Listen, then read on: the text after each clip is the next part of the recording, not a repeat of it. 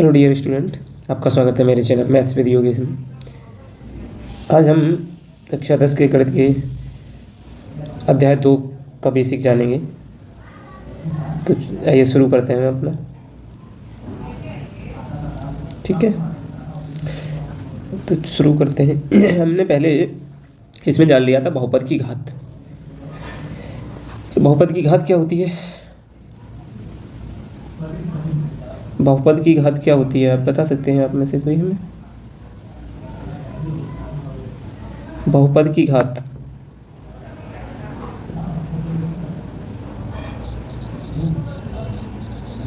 किसी बहुपद में चर की सबसे बड़ी घात। ठीक है, किसी बहुपद में चर की सबसे बड़ी घात क्या कहलाती है? बहुपद की घात कहलाती है। अब मुझे इसमें बताओगे इसमें क्या है? इसमें क्या है?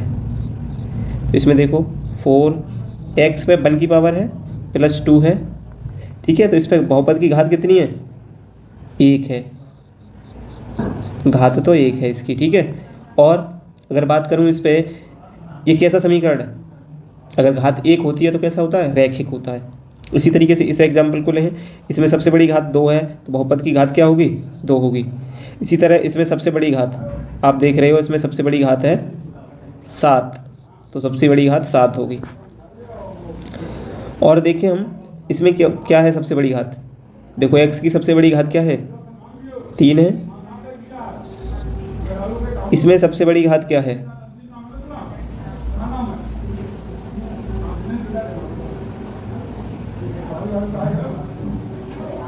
इसमें कुछ देखो ये मिस्टेक लिख गया है, इसे हटाओ। पहले तो ये बताओ ये बहुपद है क्या? देखो इसे देखते हैं। x पे पावर 2 प्लस x माइनस 1 पर -1 की पावर है ये, तो ये बहुपद नहीं है। ये क्या है? बहुपद ही नहीं है पूरा। ठीक, ये बहुपद है क्या? देखो ये अचर पद है तो वास्तविक संख्या है, और ये x है तो ये भी कोई भी, इस पर क्या घात है? 1 की घात है, तो ये एक तो बहुपद है और घात क्या है इसकी? 1। इसमें ये चर पद है लेकिन इसकी घात क्या है? यहाँ पर x पर 1/2 की पावर लिखा हुआ है। ठीक है, प्लस 2। इस तरीके से ये भी बहुपद है। और कैसा है ये? नहीं, ये बहुपद नहीं है। ऐसे ही ये देखते हैं तो इसमें x² प्लस इधर कितना बचेगा? 1/2। ठीक है, तो कोई बात नहीं है, ये तो चलता है। कोई वास्तविक संख्या पता करनी है हमें, ना कि कुछ और इसमें। ठीक है, तो अब चलते हैं घातों के अनुसार बहुपद। तो घातों के अनुसार बहुपद क्या क्या होते हैं? घातों के अनुसार होते हैं रैखिक बहुपद।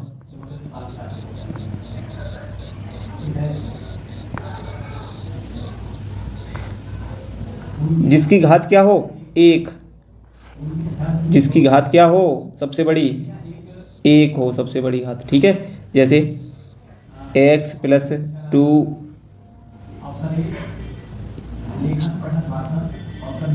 ठीक है, और y प्लस 8, 6x प्लस 2, इस तरीके के ये जितने भी हैं ये सभी रैखिक बहुपद हैं। ठीक है, अब रैखिक बहुपद के बाद आता है आपका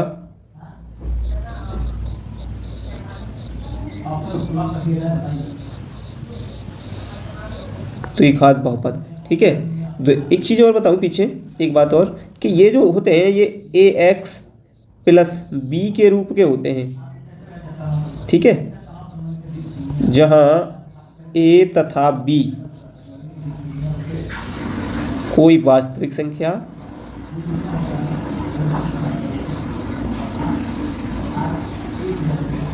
और a इज नॉट इक्वल 0। ठीक है, ये चीज़ इसमें बड़ी महत्वपूर्ण होती है। ये आपका एक मोस्ट इम्पोर्टेंट चीज़ है। ठीक है, ये मोस्ट इम्पोर्टेंट है। उसके बाद बहुपद द्विघात बहुपद आता है, जिसकी घात क्या हो? सबसे बड़ी। इसकी सबसे बड़ी घात 2 हो। ठीक है, वह द्विघात बहुपद कहलाता है। एग्जाम्पल रूप में अगर लिखना चाहें तो क्या लिख सकते हैं इसमें? जैसे 2x² plus 8, 2x² plus 3x minus 9। ऐसे ही लिखना चाहें 6x² प्लस 7x-3, इस तरीके से हम लिख सकते हैं। ठीक है, ये किस रूप का होता है? ax² plus bx plus c। यहाँ पर a b c तीनों ही क्या होते हैं? रियल नंबर्स होते हैं, तीनों ही रियल नंबर से बिलोंग करते हैं। ठीक है, बिलोंग्स टू रियल नंबर। और a इज़ नॉट इक्वल 0, ये हमेशा ध्यान रखना, a 0 नहीं हो सकता है, बाकी 0 हो भी सकते हैं। ठीक है, इसके बाद आता है त्रिघात बहुपद।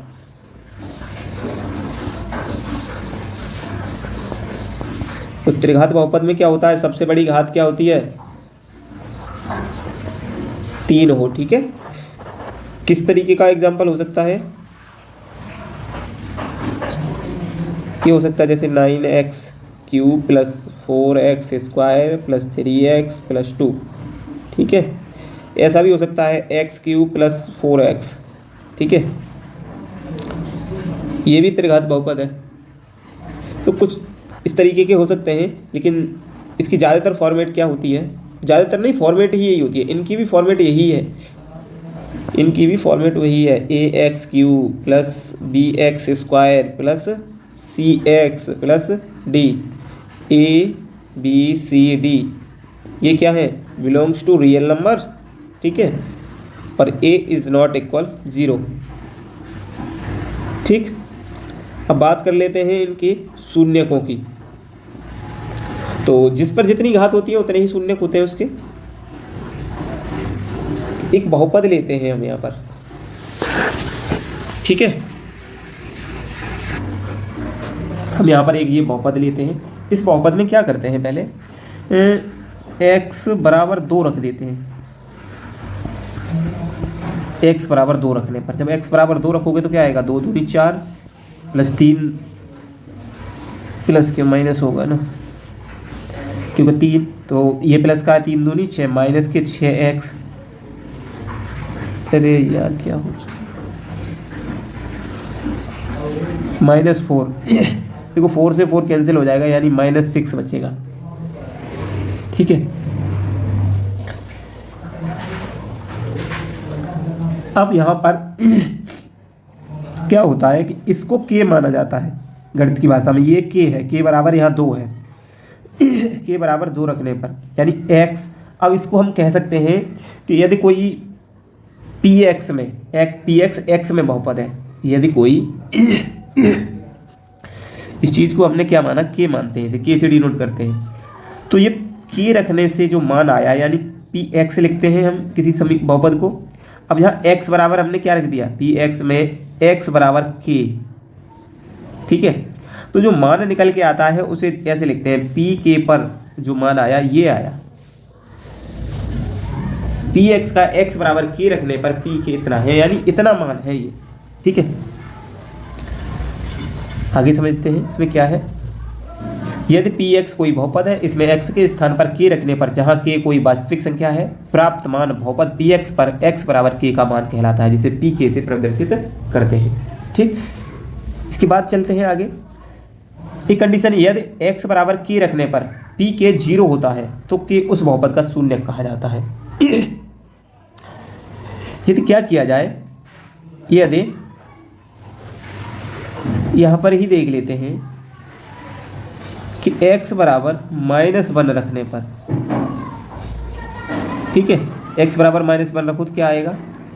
x बराबर -1 रखने पर क्या होगा कि x -1 का वर्ग क्या होगा? 1, और 3 का जब 1 में -1 में गुणा होगा तो प्लस के 4 हो जाएंगे, माइनस के 4।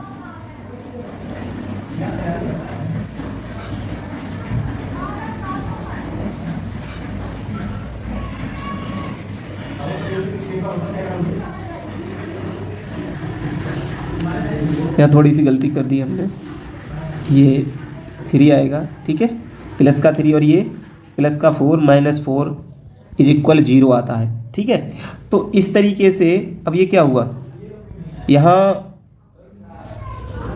पी के बराबर 0 है, जब के बराबर कितना है? -1। ठीक है, तो पी के पर x बराबर -1 रखने पर ये मान है और 0 आ गया, तो -1 क्या है? इसका जो दे रखा है x square minus 3x plus 4, इसका शून्यक है एक, शून्यक -1 भी है, ठीक है। ये इसका क्या है, एक शून्यक है या 0 आता है तो। अब बहुपद के शून्यकों का ज्यामितीय अर्थ देखते हैं एक बार, ठीक है। तो ज्यामितीय अर्थ के लिए क्या करें, हम एक एग्जाम्पल लिया हमने, ये कुछ लिखा है कि इस फॉर्मेट का होता है ये। और ज्यामितीय अर्थ निकालने के लिए आपने कभी क्लास 9 में तो पढ़ाई होगा, ग्राफ पढ़ा होगा, तो एक बार ग्राफ पर आ जाते हैं फिर आगे बढ़ते हैं। ये ग्राफ पेपर होता है, ठीक है। ये क्या होता है, एक्स अक्ष, एक्स अक्ष होता है। और ये जो आपको दिखाई पड़ रहा है ये वाला, ये क्या है, इसे कहते हैं वाई अक्ष, ठीक है। इस पर अगर इधर चलते हैं एक्स अक्ष पर तो माइनस में चलते हैं, इधर चलते हैं तो प्लस में चलते हैं। वाई अक्ष पर इधर चलते हैं तो प्लस में चलते हैं और इधर चलते हैं तो माइनस में चलते हैं। ये चीज़ क्लियर हुई। इसमें क्या होता है, ये पहला चतुर्थांश कहलाता है, इसे चतुर्थांश बोलते हैं, इन्हें चतुर्थांश कहा जाता है, ठीक है। तो ये पहला हो गया, ये दूसरा हो गया, ये तीसरा हो गया, ये चौथा हो गया। इसमें जो निर्देशांक लिखे जाते हैं वो हमेशा किस रूप में लिखे जाते हैं, एक्स कॉमा वाई, इस रूप के निर्देशांक होते हैं। पहले एक्स अक्ष पर चली गई दूरी, फिर वाई अक्ष पर चली गई दूरी। तो इसमें जो निर्देशांक होते हैं उन दोनों के चिन्ह प्लस प्लस होते हैं, ठीक है। इसमें आने वालों को एक्स माइनस का होता है और वाई प्लस का होता है।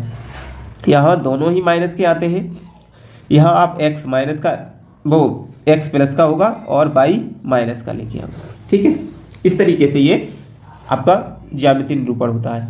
अब आते हैं हम अपने ज्यामिति पर, ठीक है।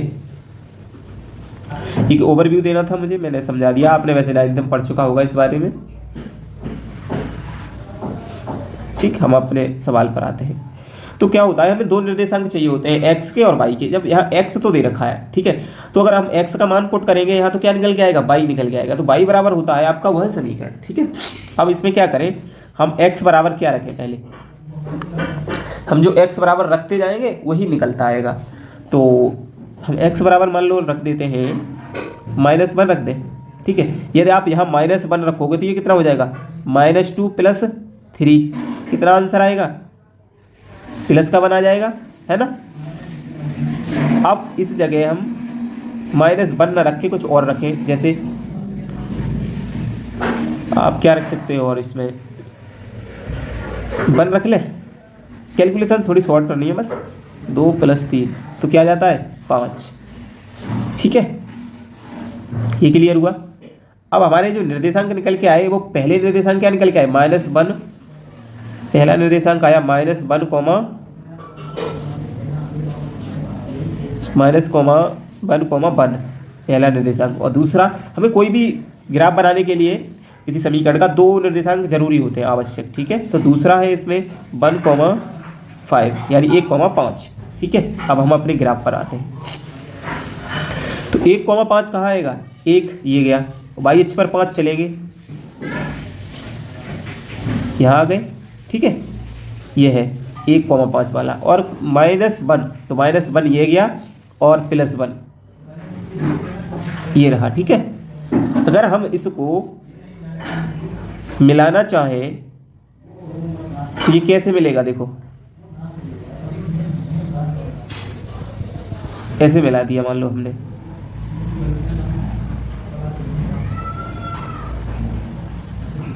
ये क्या हुआ, ये तो गड़बड़ हो गया भाई।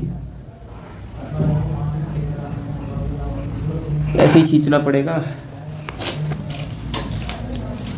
ऐसे ही खींचना पड़ेगा।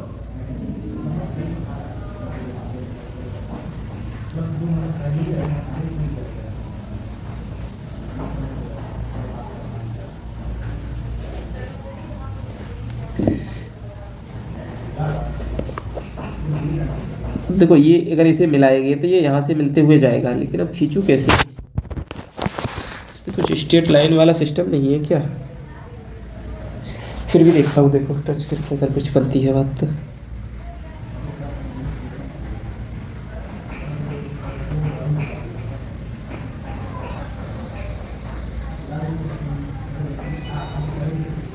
ठीक है, इस तरीके से ये खींच दी हमने एक रेखा। अब आपको दिख रहा होगा सरल रेखा खींची, और आप अब इसे गौर से ज़रा देखेंगे तो ये कहाँ काट रही है, देखो ये हाफ पर काट रही है या नहीं, हाफ पर है। जब हाफ पर है तो इसके निर्देशांक क्या लिखी जाएंगे, 1 से अधिक है, 2 से कम है, तो 1.5 ये क्या आएगा, 1.5, ठीक है। इसे हम क्या लिख सकते, 1.5, यही होंगे ना। एक्स अक्ष पर काटना देख रहे हैं, एक्स अक्ष पर, ये वाई अक्ष है, ये एक्स अक्ष है। एक्स अक्ष पर देखो यही काट रहा है ना, बिल्कुल एक्यूरेट हाफ पर काट रहा है, आप देख रहे होंगे। तो अब क्या करें, हम इसको क्या लिख सकते हैं, इसको 1.5 को 3/2 लिख सकते हैं, कॉमा 0। अब आपको एक चीज़ दिखाना चाहूँ, यही इसके मूल हैं या शून्यक हैं। देखो इधर, इसके अगर मैं शून्यक निकाल रहा होता, इधर ले लेता हूँ, यहाँ यही लिख लूँ, कहाँ गया भाई, 2x + 3। देखो 2x + 3 अगर ये रहा होता तो मैं क्या करता, इसके बराबर 0 रखता, x इधर रहने देता, तो माइनस, इधर ये माइनस और लगाना है, ये माइनस में ही तो है इधर, ठीक है। तो क्या होता, इधर माइनस के 3 होते और अपॉन में 2 जाते, क्या यही शून्यक है, और यही ज्यामितीय रूप से निकल के आए।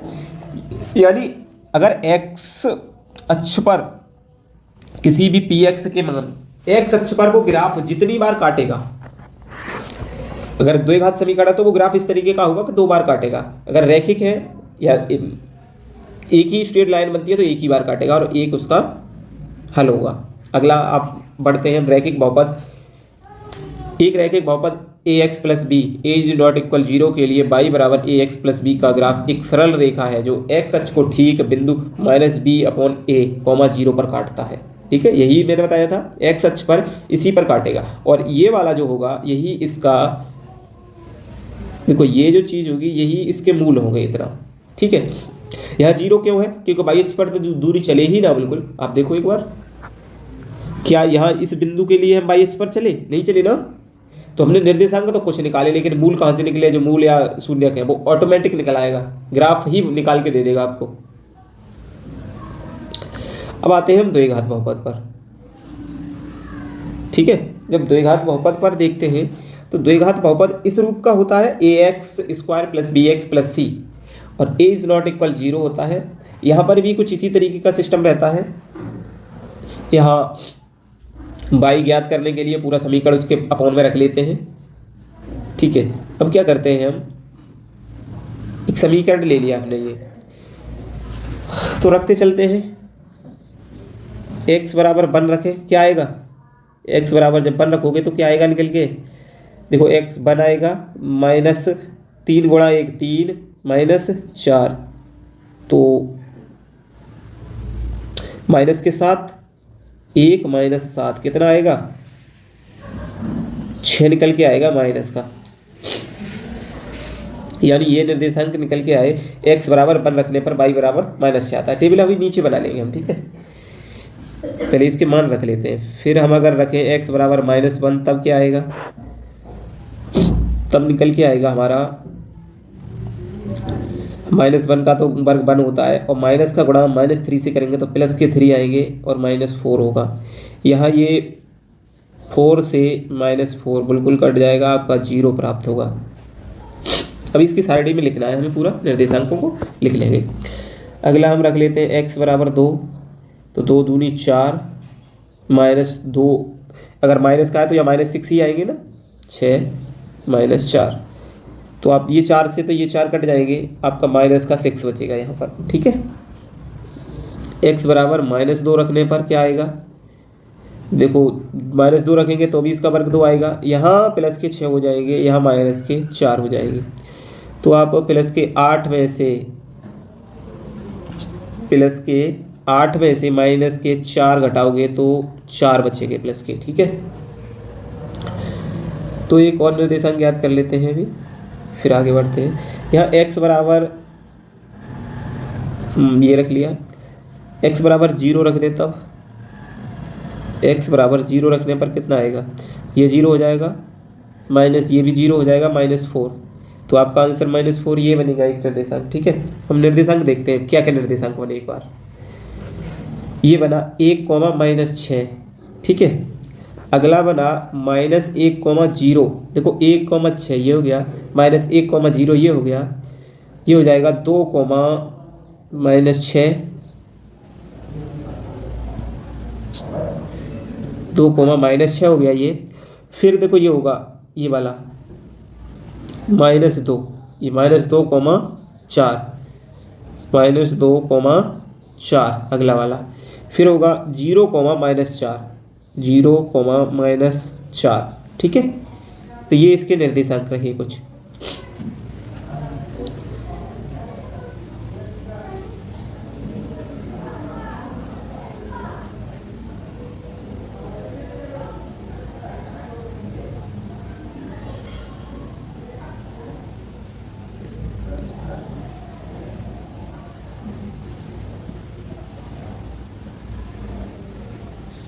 इसको इधर ले आते हैं, हमें देखने में आसानी होगी। ठीक है, अब हम चलते हैं इस पर।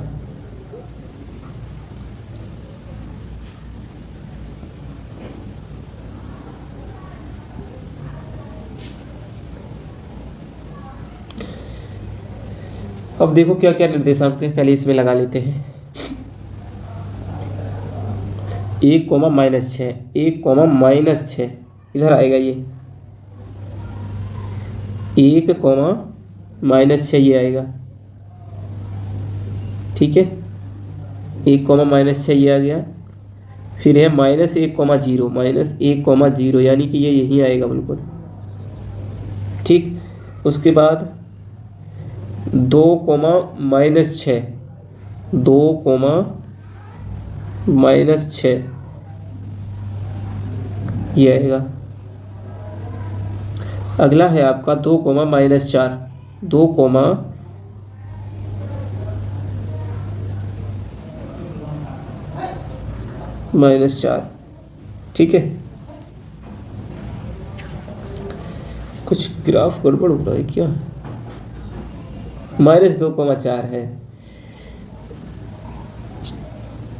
-2,4 ये वाला है। ठीक है, अगला क्या है 0,-4, 0,-4 ये इस तरीके का है। ठीक है, कुछ और निर्देशांक भी निकालने पड़ेंगे इसमें, क्योंकि ये पूरी वलय नहीं बन पा रही है अभी परवलय। इसके कुछ और भी निर्देशांक निकाल लेते हैं हम। क्या था, x² - 3x + -4,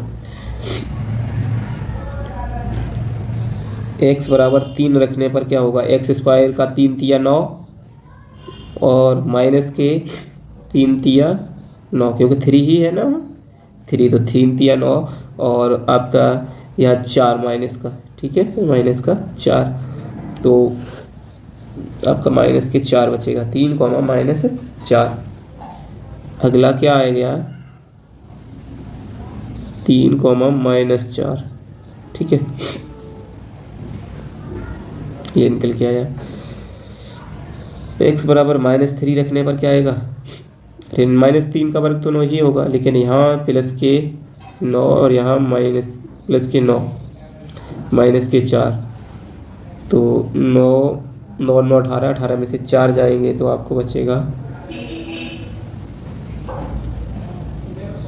14। ठीक है, इतना बड़ा तो यहाँ ग्राफ भी नहीं होगा। ओहो, 14 तक तो ग्राफ भी नहीं है। और कुछ और निकाल के देखते हैं, -5 रख दें तब 25, -5 नहीं रख रहे, इसको रख लेते हैं +5, तो 5 पंजे 25 और यहाँ माइनस के 5 तिया 15 और माइनस के 4, तो देखो ये कितना हो गया 19, 25 में से 19 जाएंगे तो आपके 6 बचेंगे प्लस के। ठीक है, तो ये हो गया 5,6। ये वाला नहीं उठा रहे हम, क्योंकि 14 तक हमारे ग्राफ में ही नहीं है, तो हम क्या करेंगे इसको लेके। ये हमारा निकल के आया 5,6। ठीक है, ये काफ़ी है हमारे लिए, इतने ही। 3,-4, तो 3 चले और -4, 3, ये हो गया। ठीक है, अगला था आपका 5,6, तो 5,6 अब आप इसे गौर से ज़रा देखें इसको, ठीक है। आपको ये पॉइंटेड तो दिख रहे होंगे, हमको इनको क्या करना है, पॉइंटों को मिलाना है बस।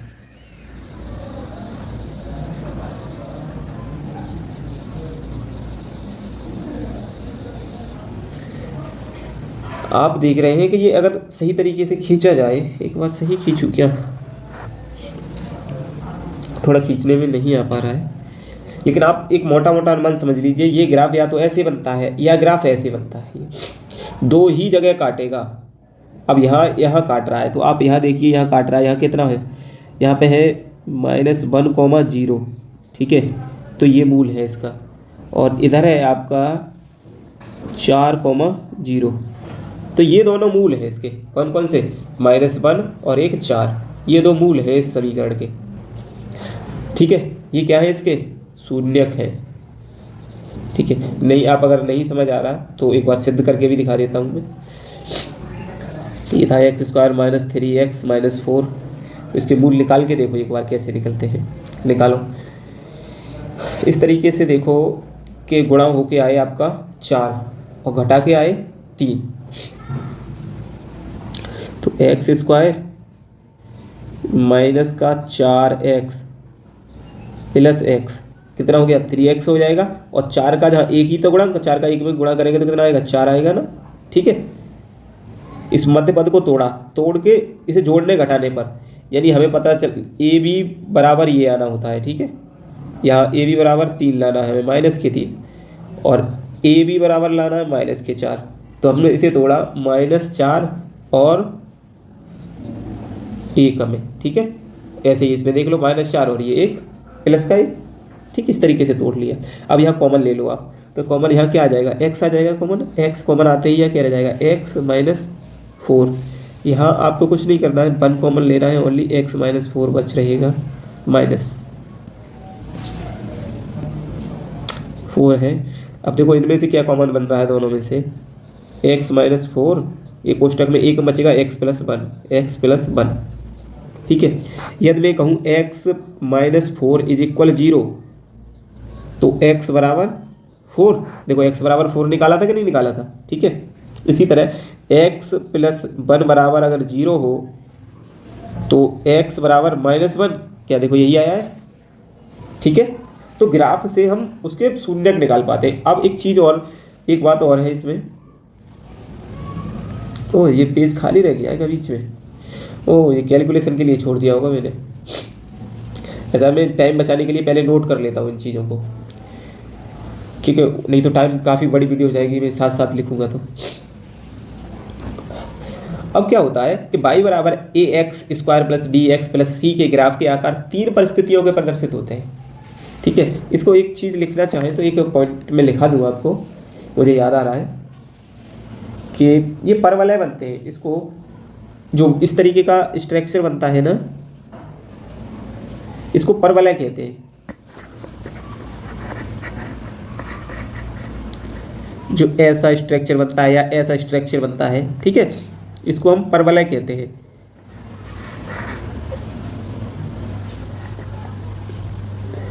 अब होता क्या है, या तो ये ऊपर की ओर खुला बनेगा या नीचे की ओर खुला बनेगा,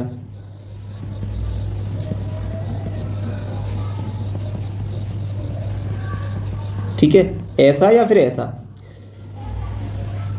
इन वक्रों को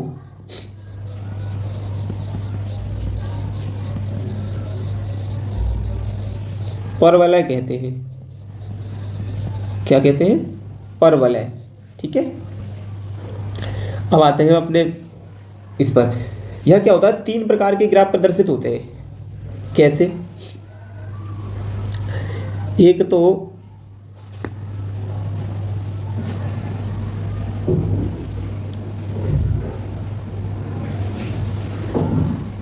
जैसे ये x अक्ष है और ये y अक्ष है, ऐसे ही x अक्ष है y अक्ष है। दो कंडीशन बताता हूँ। जैसे ये ऐसा बना, एक ऐसा बना जो 2 जगह पर काटे, जो 2 जगह पर x अक्ष को काटे, तो क्या होगा, इसके 2 शून्यक होंगे, ठीक है, लेकिन दोनों कैसे होंगे, भिन्न भिन्न, यानी अलग अलग होंगे, अलग अलग एक दूसरे से। जैसे अभी हमने निकाले थे वो भिन्न भिन्न शून्यक थे, समान नहीं होंगे।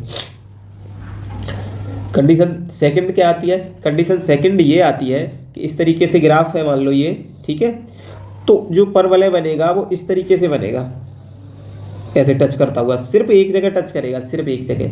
तो क्या होगा, दो समान शून्यक होंगे। आप इसे एक भी कह सकते हैं, लेकिन एक कहना ठीक नहीं होगा, क्योंकि एक शून्यक होता ही नहीं है इसका, हमेशा ही दो होते हैं। तो दोनों समान होंगे, जैसे 2,2 है, नहीं 2,2 नहीं, x बराबर 2 इस तरीके से होगा, दो शून्यक बराबर ही आएंगे। वहां पे क्या निकल के आया था, एक -1 था, एक 4 था, तो दोनों अलग अलग थे। बाई चांस ऐसा होता कि ये भी आपका -1 होता तो ये समान हो जाते, तो इस तरीके के शून्यक होंगे, ठीक है।